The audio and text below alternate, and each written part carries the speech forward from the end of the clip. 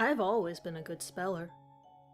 Some people just have the knack, while others struggle their whole lives to spell even the most rudimentary words. With the advent of the internet came widespread apathy towards proper spelling. I'd just as soon join the masses in their apathy, but I'm sure I'd never forgive myself. Not after everything that's happened. Allow me to explain. In 6th grade, there was a spelling bee at my elementary school. Long story short, I won. It wasn't fair, really, considering the 4th and 5th graders were involved, but I didn't let empathy sour the moment. My classmates were thrilled and offered their sincerest congratulations. Up until that point, I hadn't been much of a standout kid, but now, I was a champion of sorts. It's a moment that I long to relive. As the winner, I was invited to compete against local schools, then possibly advance to regionals. Exciting as it all was, I couldn't help worrying, since I tend to freeze up when put on the spot. The first spelling bee was no problem.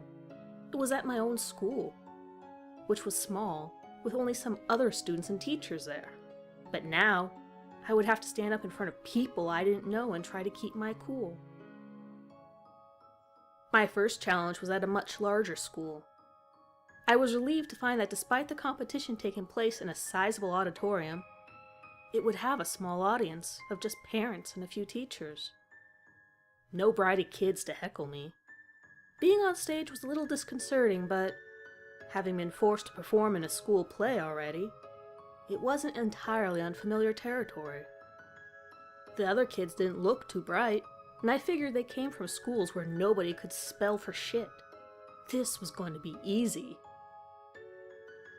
Before we began, the usual rules were dictated by the pronouncer.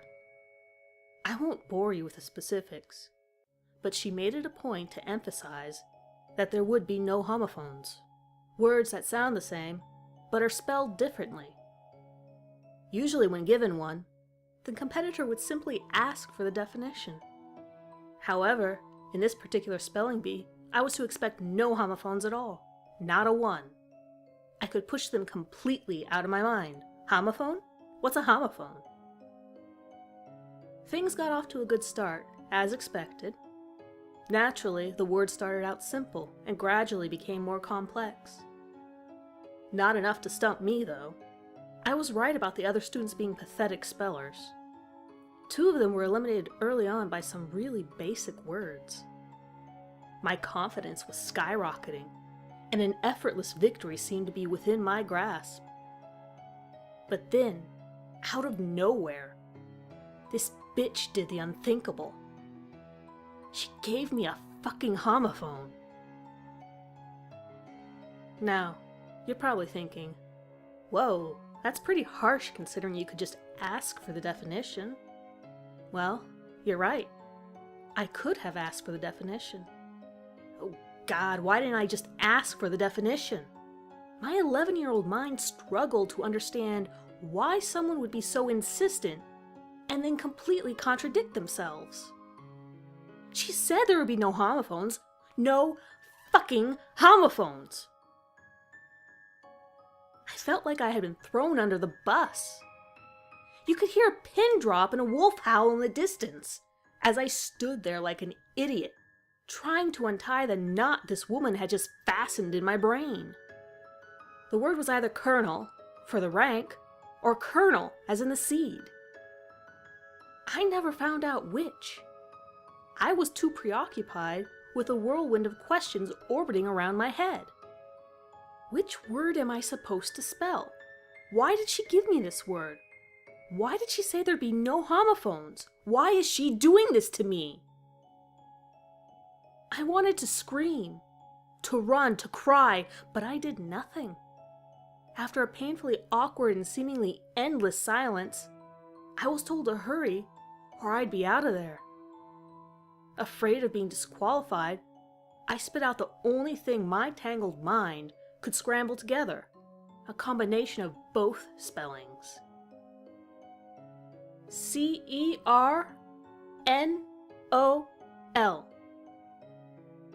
I'm sorry, that is incorrect. I was mortified. What the hell just happened? Did I really spell it that way? Why did I do that? Why the hell did I do that? No, it was that bitch's fault. She lied to me. This was my chance to show everyone that I was special, and she just ripped it away like a greedy troll snatching bread from a hungry child. I wanted to protest, but I couldn't make a sound, paralyzed by denial, confusion, and embarrassment. They had to play me off, so to speak, like some dazed fool. I was clearly distraught, but no one seemed to understand how severely. My father attempted to console me, but he didn't try that hard. I suppose it was futile. Or maybe he was just bad at that type of thing. I pleaded to that stupid woman, but of course she dismissed it like it was no big deal. I kept telling my dad, she said there'd be no homophones. I wanted him to confront her, to do something about it. Instead, he just shrugged it off. She knew what she did, though. That bitch knew. Everyone at school was sympathetic about my loss, which only made me feel worse. Now and then I'd imagine that dumbass kid who won the spelling bee smiling, with his shit-eating grin as the evil woman patted him on the back. It was obvious that I was the better speller, so how in God's name did they let that moron win? At least they were both from different schools. I'd never have to see either of them again. Still, my anger didn't fade. Instead, it permeated into every facet of my young life. I stopped caring about my grades and started acting out in class. The teachers were surprised and my parents were worried.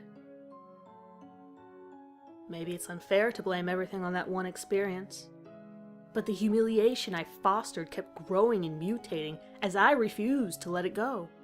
By the time I entered high school, I just didn't care anymore. It's a slippery slope once you give up on life, and it's not unusual for people to start going downhill in their teens. Bad grades, bad relationships, bad choices. That was the road I traveled into my 20s. Roads like that don't lead to places worth going. I'm in my 30s now, and things are worse than ever. I can't keep a job, I'm undateable, and I piss off everyone I come into contact with. Not too long ago, something happened that I thought would change everything. It was easy to convince myself to give in to the anger that I'd been bottling up for all those years. I didn't even know what I'd been waiting for until it fell right into my lap. I was in line at the supermarket when I heard her voice. There was something familiar in that tone and the way she enunciated words. I glanced over as she reached for a package of frozen corn from her shopping cart. A small tear in the bag got caught on the head of a spray bottle, and corn started leaking out. "Oh darn," she said. "Kernels everywhere!" My ears caught fire. The way she said kernel, it just had to be her. She kept saying it over and over as if she were mocking me, laughing and joking with the cashier about a kernel here and a kernel there. Apparently she thought it was funny. Something inside me snapped, and all I could think about was how to wipe that stupid grin off her face. I don't remember thinking about what I was doing. It just kind of happened. One moment I was in the parking lot, and the next, I was following her home. I had to know where she lived. As she pulled into a driveway, I made note of the house number and continued on while looking straight ahead. I repeated her address over and over to myself, spelling out the street name each time. Every day, I drove around that neighborhood, passing by her house several times. It started as a hobby, and then grew into an obsession. Sometimes at night I would sit in my car and watch her family through the windows. No one seemed to notice me.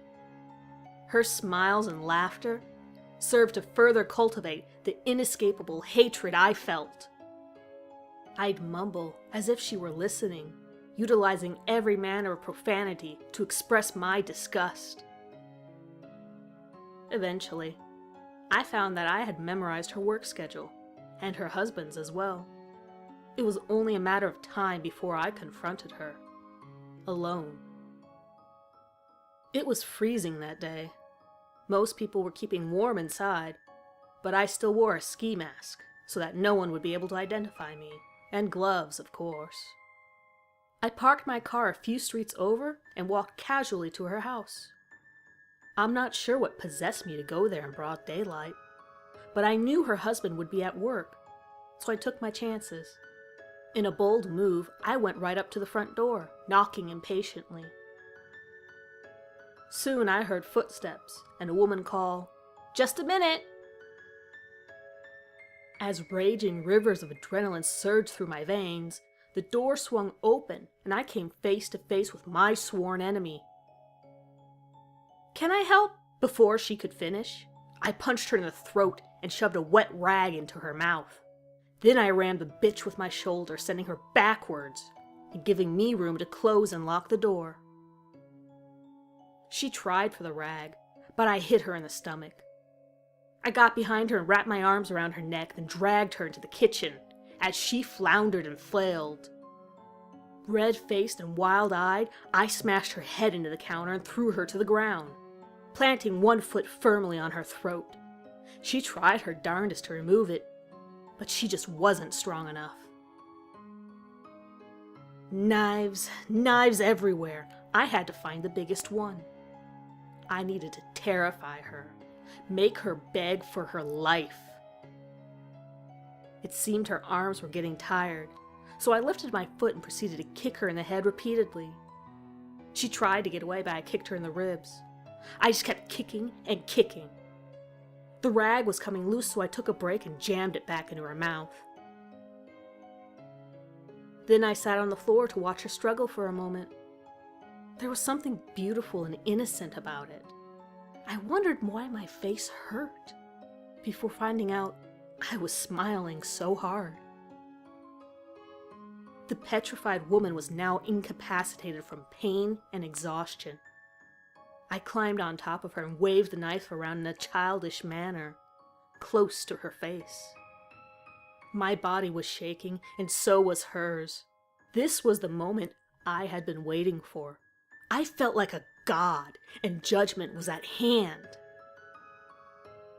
What I did next still troubles me, though. "You poor thing," I teased. "You're looking rather pale. Do you need some air?"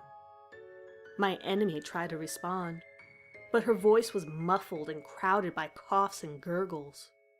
You sound a little hoarse." "Fuck you!" she bellowed through the pain. "My dear lady, is that any way to treat a guest?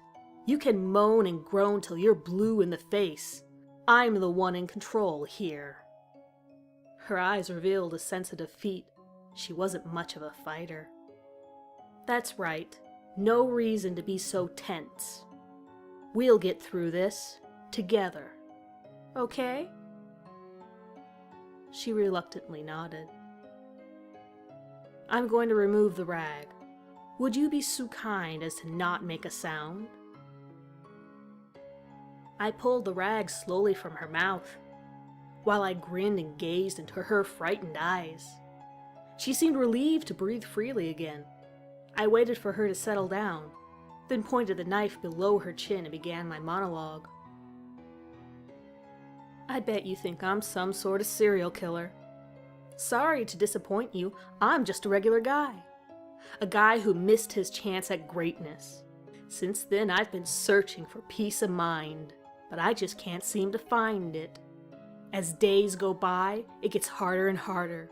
Nobody knows how much pain I'm in. I can't bear it any longer. I don't live anymore, I just wait for death." The woman was silent. "Does my tale amuse you?"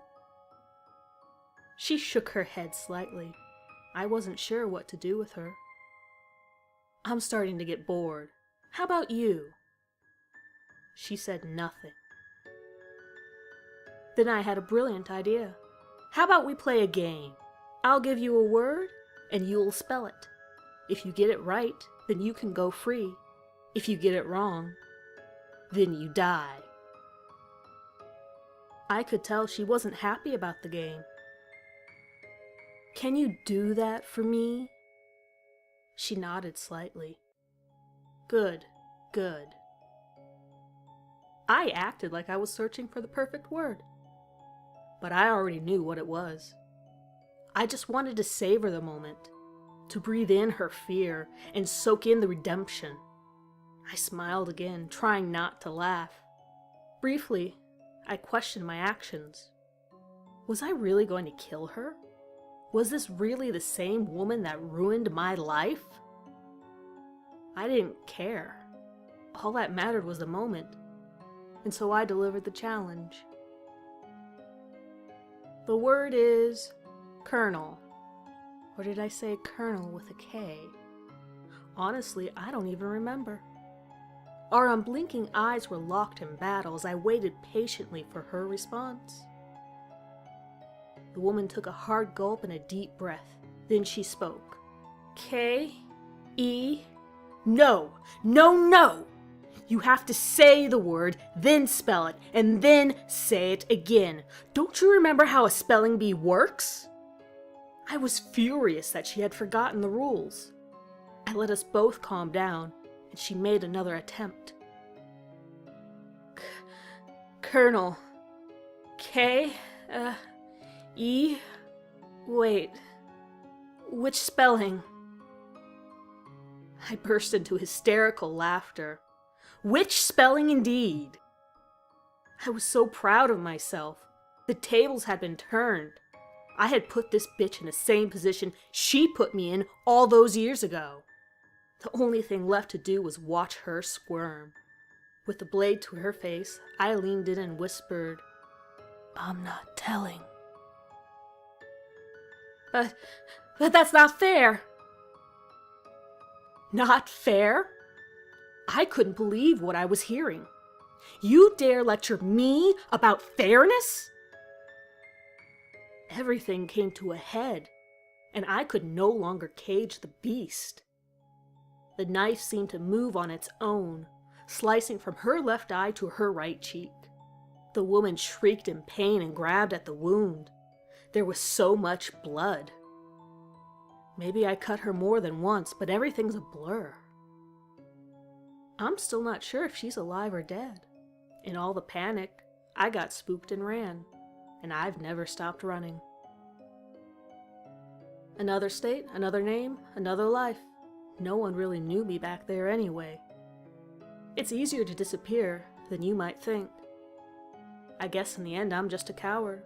All those years letting myself rot away like it was someone else's fault. Part of me regrets what I did. But in a way, it was necessary. I know now that I'm still the kid who lost the spelling bee. I wouldn't let myself be anyone else. Perhaps I never will be. I wish the story ended there, but I overheard this woman the other day with a hauntingly familiar voice. She was going on and on about how Kentucky Fried Chicken keeps hiring different actors to play their mascot, Colonel Sanders. Long story short, I followed her home. Thank you for tuning in. If you like this story, hit that like button. Consider sharing and subscribing to the channel to be alerted to new uploads. If you'd like to see something specific on my channel, leave a comment below and I will look into it. Good night, everyone.